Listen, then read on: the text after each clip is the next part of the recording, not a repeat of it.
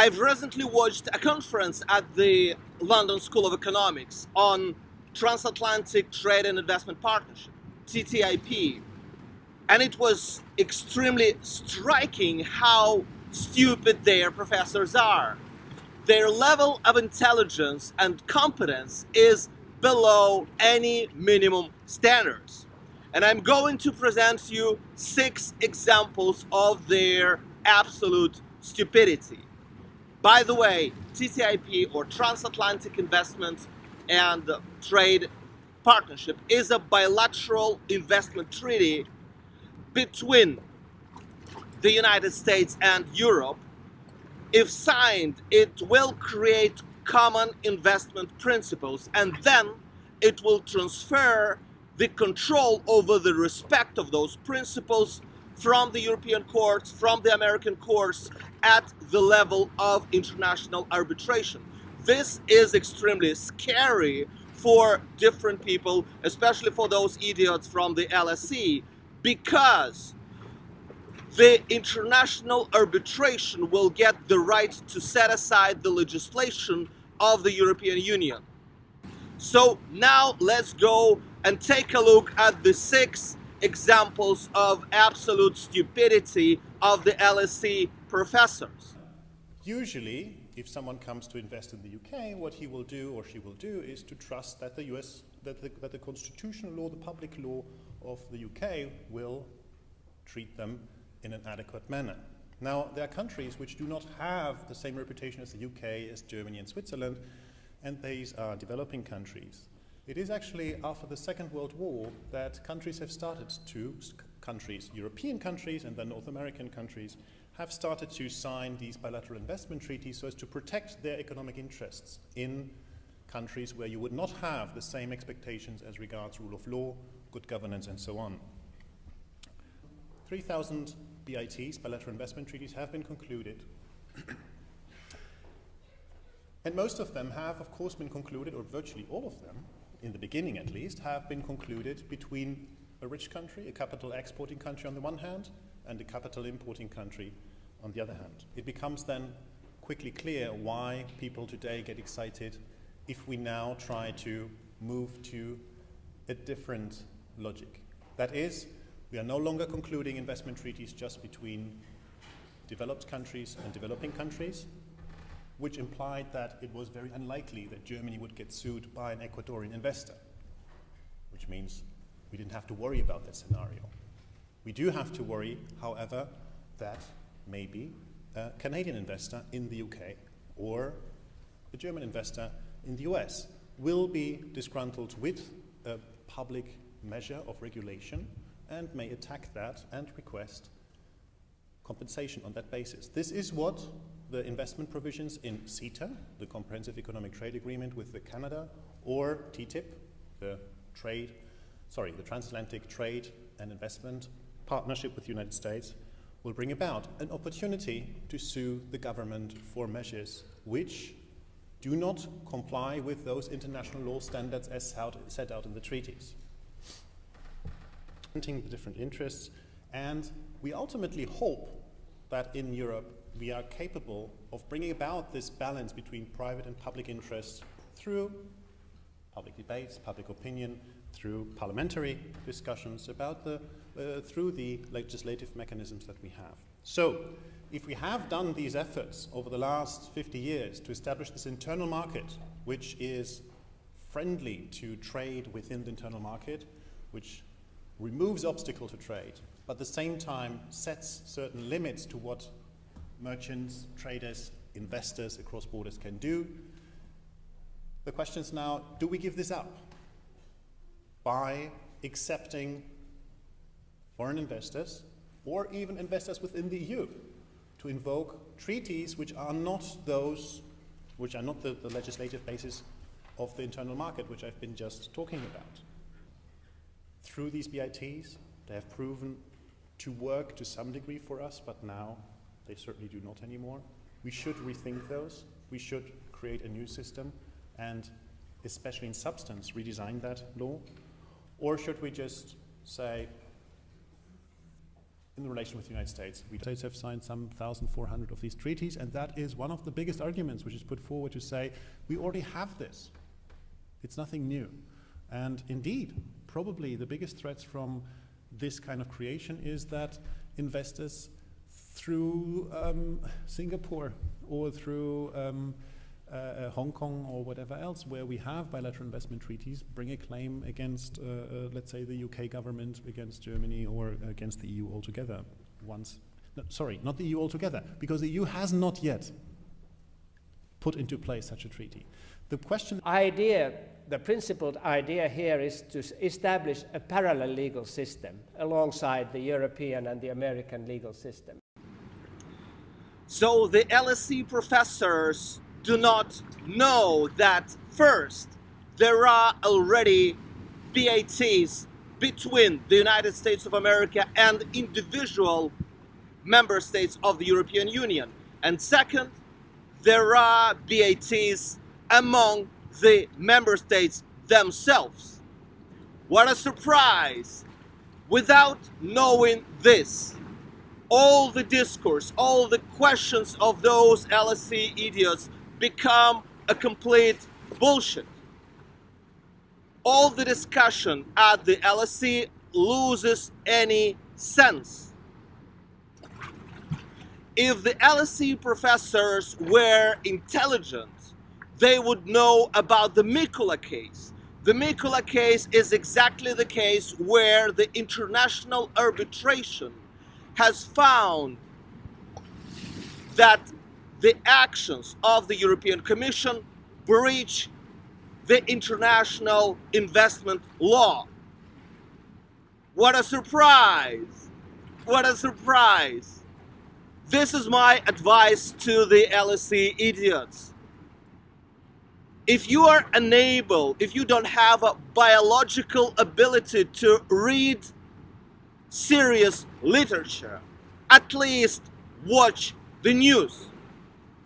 The international arbitration has awarded a compensation of 178 million euro to the Swedish investors who were investing in the European Union for the actions, for the breach of their rights committed by the European Commission.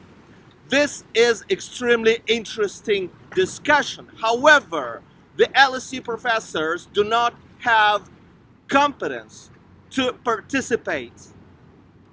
So first, the American investors have the right to sue individual member states for the actions of the European Commission on the basis of the BATs between America and those individual member states.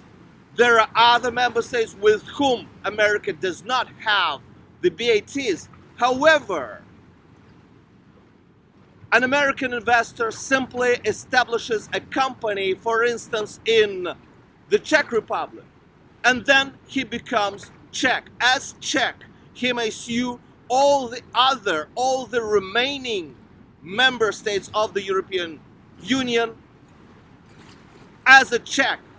Here we come to the second example of extreme stupidity of the LSE professors. They do not understand that contemporary business has multiple nationalities. That parallel system would be open in a unilateral way only to the foreign investors. In other words, it is easy for all American investors to change their nationalities by establishing investment vehicles in different jurisdictions. The third example of LSE professors' stupidity is that they do not read the case law of the ICSID and UNCITRAL. But I read an arbitral award, so a decision by an arbitral tribunal a couple of years ago, which had to interpret a very broad provision in a BIT, you're maybe familiar with this by now, the bilateral investment treaty between Switzerland and the Philippines.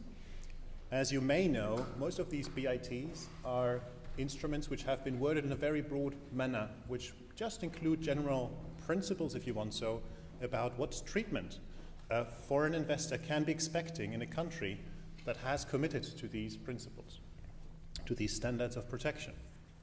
But because they are worded in such an open and, one could say, vague manner, they need interpretation.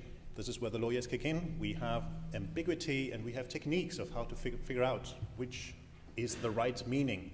Is it a broad meaning? Is it a narrow meaning? And we have our techniques for that. And one of the techniques which we have is to interpret a treaty according to its object and purpose. We look at what was actually the object and purpose of this treaty, and in that light we should come to the right interpretation. As usually lawyers do, the tribunal looked at this BIT and said, well, the object and purpose is spelled out in its title and its preamble, and the preamble says that it's there to promote and protect investments, not more. And therefore, we can safely interpret the provisions in this treaty, in case of doubt, in favor of the protection of the investor. So the LSE professor recognizes that he has read only one piece of that jurisprudence, of that case law, and this was several years ago. This is a proof of shocking incompetence. The fourth example of the LSE professor's stupidity is the fact that they do not understand the general unforeseeability of law. And now the real question is, how do we deal with situations where an act by a government is perfectly legal under its constitutional law, under European law, under the European Convention of Human Rights, but might be found, depending on the interpretation of the Energy Charter Treaty, which is equally vague as those BITs, that under the Energy Charter Treaty, that was not legal. What happened? That compensation has to be paid different from what Germany has offered, and so on. It produces results in which the cases are completely go in which way ever on the basis of who happens to sit as an arbitrator. We have cases in which, with the same facts, arbitrators have decided in opposite ways. This is not related to the topic at all. What they say is a general critique of judicial legislation as opposed to the legislation by the parliament. However, this is not related anyhow to the international arbitration. What they do, they accuse all the judges around the world that they create law instead of the politicians. However, this is not the subject of this that we discussed. The ability to focus is an essential feature of intelligence. The fifth example of extreme stupidity of LSE professors is that they do not understand the inefficiency and partiality of the European courts as compared to that of the international arbitration. We have, of course, a European dimension to this. This is something which happens within the internal market. So we do have EU law to be respected in all of this as well. Which means, ultimately, if an EU law question arises, the investor has the right to ask this question also to be posed to the European Court of Justice. Beyond that, there is yet another layer, which is human rights. Okay? The European Convention of Human Rights will also apply. It has in its first protocol also the protection of property and regulates other aspects. If there is a problem with that, we can go, or the investor can go to Strasbourg and ask the court there to verify whether the German acts are in conformity with the European Convention of Human Rights. I'll explain the difference that those idiots do not understand. An American investor does not have access to the EU Court of Justice. In fact, he has to ask, for instance, the Supreme Court of Bulgaria to transfer his complaint to the European Court of Justice. However, the level of competence of the Bulgarian judges will be much lower than that of those LSE idiots. Most of the Bulgarian justices do not speak any foreign language at all. They have never studied abroad. This is a problem. Even if the case comes to the European Court of Justice, the European Court of Justice is a partial and dependent court. It is appointed by the European governments, and this is why the American investors do not have confidence in it. The European Court of Justice implements the policy of the European Commission. The European Court of Human Rights is a parody. 99% of the cases of that court are dismissed by a decision of a single judge. Not three, but just one judge decides on 99% of the cases. I will say even more. The judge even does not read this stuff. If the case comes from Bulgaria, there will be documents in the Bulgarian language. It means that the case will be transferred to the Bulgarian advisor. The European Court of Human Rights does not have interpreters. They do not have translators. What will happen is that the Bulgarian advisor will be the only guy who will have the access to the file. This is completely different before the international arbitration. In 99% of the cases, the European Court of Human Rights does not give even a single reason for its decision. 99% of the cases of the decisions are not motivated. How can you trust in that structure? The international arbitration is more efficient and less partial from the procedural point of view. First, the arbitrators are appointed by the parties, not by one party, as in the case before the European Court of Human Rights, for instance. So the investors participate in the appointment of the arbitrators, and this is why they have more confidence in the arbitration. Second, the decisions of the European Court of Human Rights are taken by one person who is not a judge, while at the international arbitration we have usually at least 3 arbitrators. There are exceptions, but in many cases the number of arbitrators may be even more. It may be increased at the decision of the parties, at the decision of the investor. Third is transparency. There are cases where the European Court of Human Rights even does not disclose the name of the judge who took the decision.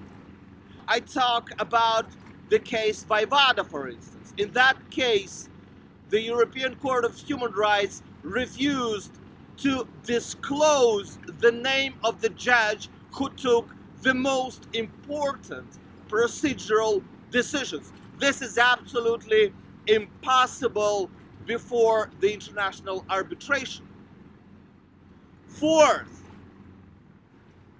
the judges of the European Court of Human Rights, as well as those of the European Court of Justice, are appointed in a biased manner.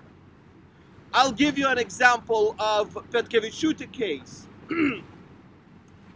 The case deals with the activity of Mr. Adolf Hitler. So if you create a chamber of 3 judges and you put a German, a French, and a Russian judge, they will condemn all the activity of Mr. Adolf Hitler as well as that of his best friends. However, the European Court of Human Rights puts a Bosnian, a Hungarian, and a guy from Liechtenstein. All those three guys, they appreciate Mr. Hitler, and in that case, in fact, it is an open case in internet. The European Court of Human Rights, in fact, denies Holocaust in Eastern Europe. The appointment of arbitrators is absolutely transparent and clear in international arbitration. These are procedural reasons why the American investors do not trust the European judicial system. The sixth example of the LSE professors' stupidity is that they do not read the case law of the European courts themselves. You have to read the case law of the courts when you defend them. Tell us a bit more about the jurisprudence of the European Court of Justice and the Strasbourg Court in terms of cases of alleged violations of investors' rights. Whether you think that this jurisprudence, which might exist, I guess, is biased against investors, or is, as you said, is recognize those rights. Which I don't have an answer. Just to the first question, I don't have an answer to the European Convention of Human Rights interpretations. I'm not an expert in this. I just know that in principle, there is lots of case law on the protection of property. There's lots of case law relating to business activities, and in principle, that I don't see why that should be biased against business. That is not something I can see. But from the second part of your question, do we create competition between foreign companies and European companies in the internal market? Well, to a certain degree, yes. If ever we accept that those treaties give greater rights. But this is again the argument for saying it can't be. We can't have, it would be absurd to put our companies under pressure by giving foreign companies a better head start on what is supposed to be a level playing field, which I think therefore it just reinforces the call for saying whatever that means, it doesn't mean more. It means. So both LSE professors have recognized that they have absolutely no knowledge about the case law of the European Court of Justice and of the European Court of Human Rights. This is wonderful. This is what I say. They are simply idiots. The best example of the case law of the European Court of Justice is the case of Microsoft. Microsoft has already paid about 2 billion euro of fines for what the European Commission and the European Court of Justice call breach of the rules of competition. However, the perspective of Microsoft is that they simply defend their intellectual property by limiting the access to their intellectual creation for their competitors. So at the level of the international arbitration, Microsoft could really win. This is the innovation. This is what the TTIP will bring. The idiots, the LSE idiots do not understand this.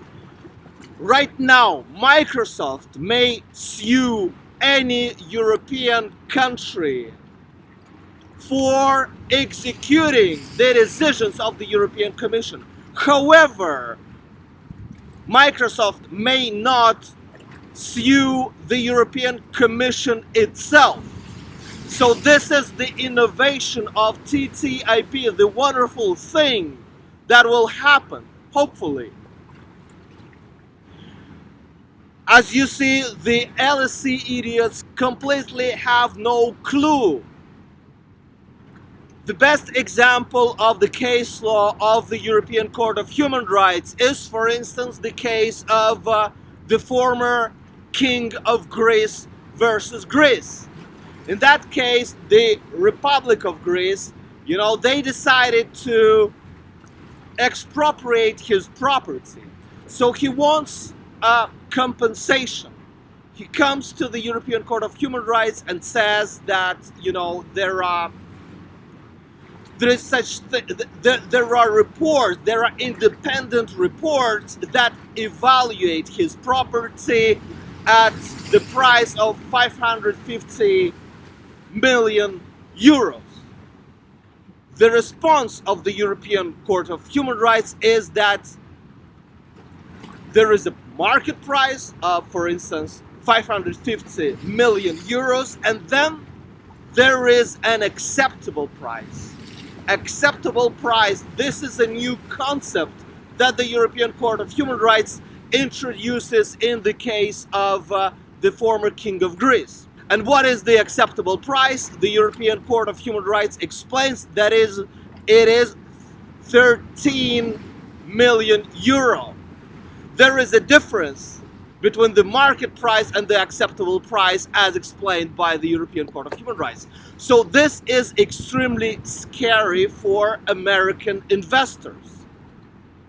The LSE idiots do not understand, but international arbitration protects human rights much better than the European Court of Human Rights. They do not know it. None in the LSE knows this. However, you have the right to plead the breach of the very European Convention of Human Rights before the international arbitration, and they will give you an intelligent answer. So this convention, it is applicable in international arbitration, but you need a little bit of intelligence to know this. This is what the LSE professors may learn only in my books, only in my articles. This is true.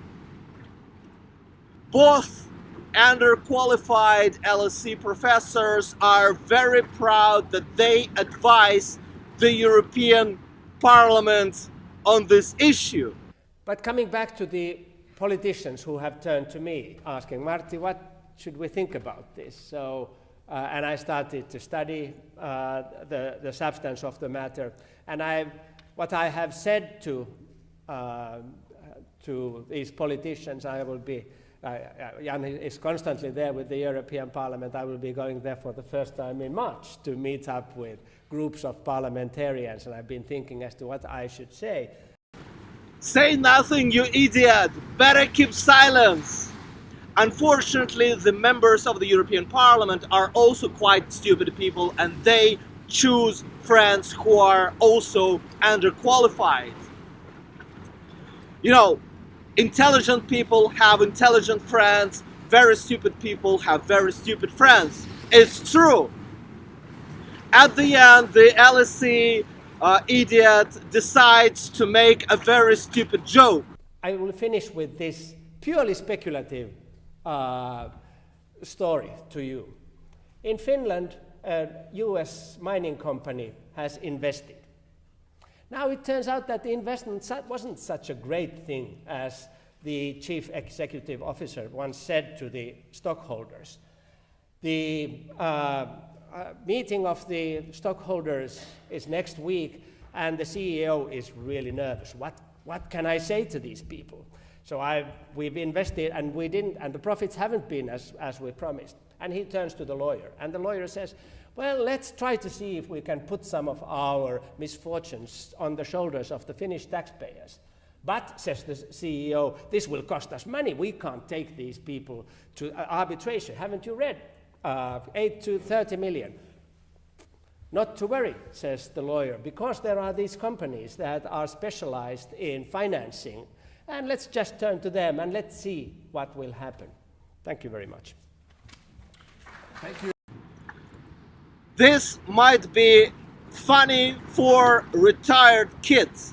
I would propose to the LSE professors to go to teach in a school for retired kids. In this case, I would respect those professors much more. Now, the important question is, why in Moscow are we so intelligent? Well, in Moscow, we have a very strong culture of prodigies. We have kids at the age of 10 who graduate from the high school and go to the university. So at the age of 10, they become our students at our university in Moscow. This is why the university has a psychological obligation not to take whatever shit you find on the ground and to put that shit in front of the prodigies. You know, this is why we are able to select more intelligent people as professors. I plan to do much more videos about the London School of Economics idiots. Please subscribe to my channel. God bless America.